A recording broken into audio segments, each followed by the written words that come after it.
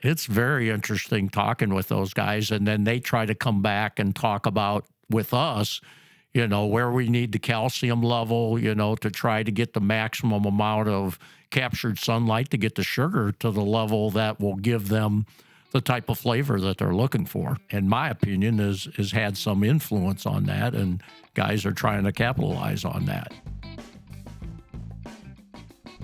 Yeah, my name is Jim Halbeisen, and this is my opinion.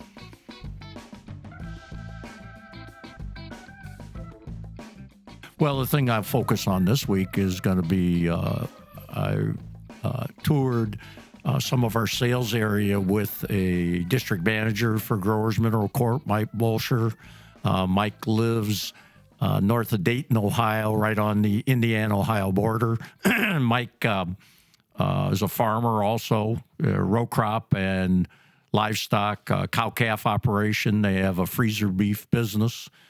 And Mike's territory is in southwestern Ohio, a southeastern part of Indiana, and then he works in Kentucky from Land of the Lakes to the eastern part of Kentucky. So where we started was in southwestern or southeastern Indiana, down by Louisville, Kentucky. We have several customers in that area. These are vegetable farmers, grape growers, guys that have been with us for a fair period of time. And we just like to stop in if they got questions or anything we can help them with. We get the one operation, Huber's Winery. They want to talk about different ways to improve their products, to try to make them more acceptable. One thing they're looking at now that I find very interesting is they're targeting bourbon drinkers. They've got their wine menu that they've been working on for many years, but they've kind of branched out into whiskey and bourbon, which is part of Kentucky culture, and working with open pollinated corn to make these products. They have a lot of questions about the different varieties.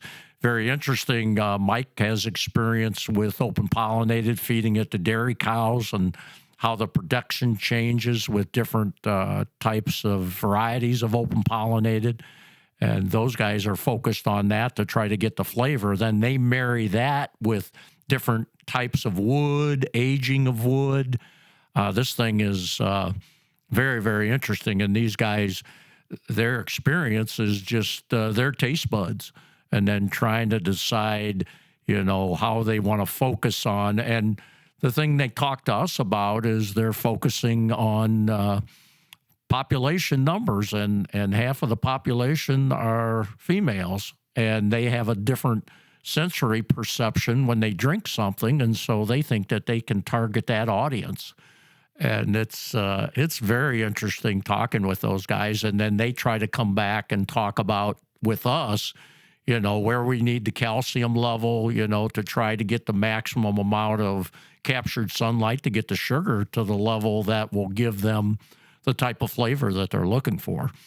So we go from there to cabbage producer, pepper producer, cucumber producers, and what's happening in their world. And the thing that we noticed this week is the people that are buying these products are being much more difficult to work with. What they want, how it looks, it's a lot more stringent now than it has been last several years, and prices have not reflect that stringency, and the producers they're struggling with that a little bit.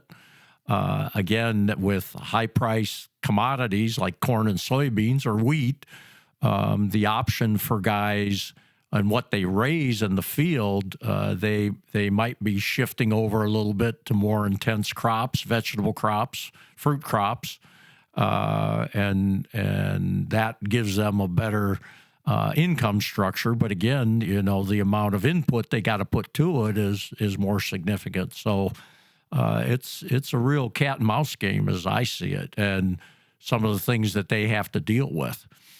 And then again, we see in the Amish community the amount of guys that are going into vegetables, particularly.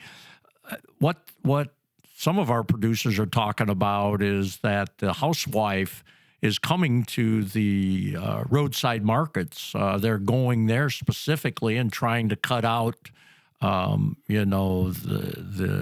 larger companies that you deal with in a grocery store. And they felt that the traffic or the amount of people that are going roadside market has increased. And so their ability to work with that has been much better. It's a direct sale, so they got a little bit more income to work with. So the COVID thing, in my opinion, has had some influence on that, and guys are trying to capitalize on that. And I think the American housewife, for lack of a better term, kind of likes buying from the guy that's actually raising it rather than going through corporate America. I think corporate agriculture has got some issues, and these guys are trying to capitalize on that. And then we've got the guys that have livestock, or they're much more diversified. We were on one farm. The gentleman, they have cattle. They raise tobacco. They're raising cabbage. He said we're grazing sheep now. So diversification is starting to look like something that's coming in to the area. And these are younger farmers. These just aren't necessarily guys that have been at it 25, 30 years. Some young guys that are trying to get going feel that they have to diversify a little bit more. And see, that's one thing that they like to talk to us about is, I got to get this. If I'm going into an enterprise I'm not quite as familiar with, I got to get the quality where I want it. And see, this is something that we try to talk about, trying to get that soil opened up, get the right biological population in there, and then use correct balance in your fertility and try to get that fertility as clean as possible, because, again, our approach is affecting the biological life in the soil. And some of these younger guys, this is starting to ring true with them. The older guys have known this for a long time, but nobody really talked about it because immunotherapy in the human species has really opened this door, and the science of that has improved quite dramatically. The gene splicing, their ability to identify these different species of microbes and trying to find the correct one has improved very dramatically, because that's part of the immunotherapy approach. And see, that's what we're trying to apply to the soil, trying to get that environment that will create the microbes that'll have the best symbiotic relationship with the crops. And see, that's twofold, to try to cut back on your inputs and then keep the health of the plant so that you don't need as many inputs to deal with infection rates, because that's a big part of the program now. We talk to a lot of guys that are just spraying fungicide or insecticide because they're anticipating they're going to have that infection. And so that becomes a cost factor for them. And if we can get a plant that is healthy enough to overcome these infections, if they're not super large, that's money in the farmer's pocket. So that works very well for guys, and there's more people thinking in that vein. So what we see overall, or what we saw as far as crops are concerned, is people are dry. They've been dry from spring. They've been getting rains, and it just depends. It's the haves and the have-nots. There's some guys that have had real decent rain. Then there's other guys that are just getting 3-4 tenths of a crack, enough to keep things going. And so that the big question now, and see with the run-up in commodities, here early in the week, here in the middle of July, it's a weather factor. And we've got the problem in Ukraine. Guys realize that too, but we're talking about some real heat going here the 21st, 22nd, 23rd. That's supposed to start in the Western Belt, and then it's going to expand to the Eastern Belt.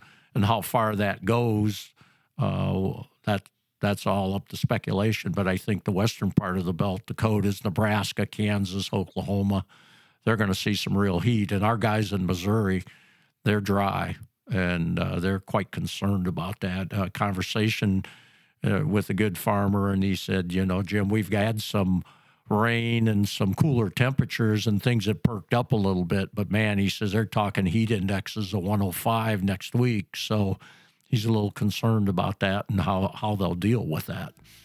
So, again, we feel you need to get the calcium on, get the roots down. But if you get those hot heat indexes, even if you can draw subsoil moisture, the pollination process is going to be affected, both corn and beans.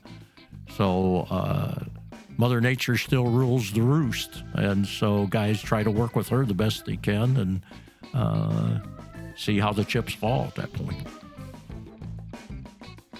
This podcast has been brought to you by Growers Mineral. Please visit growersmineral.com.